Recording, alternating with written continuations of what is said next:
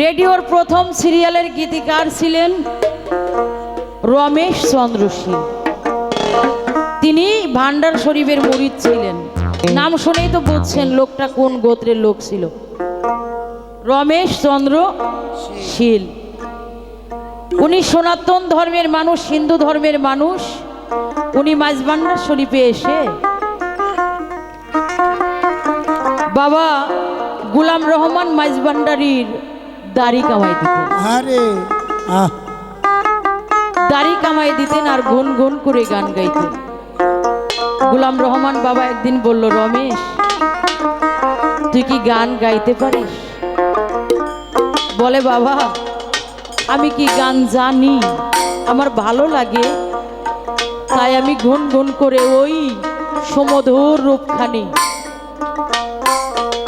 Save করি আর গুন গুন করে আমি দয়াল নামের গান করি।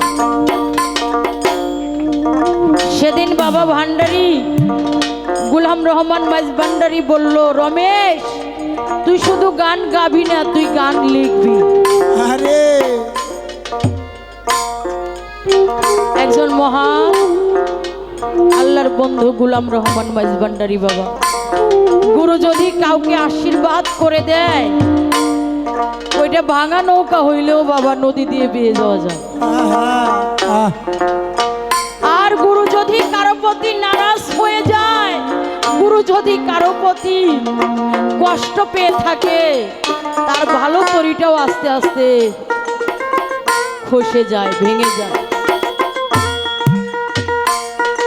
এই গোলাম রহমান মাঝভান্ডারী বলল, তুই শুধু গান গাবি না, গান লিখবি। এই রেডিও সেন্টারের প্রথম গীতিকার ছিল রমেশ চন্দ্র শীল। আর সেই রমেশ চন্দ্র শীলের গান না গাইলে ভান্ডারী গান মনোমুগ্ধ গান হয় না।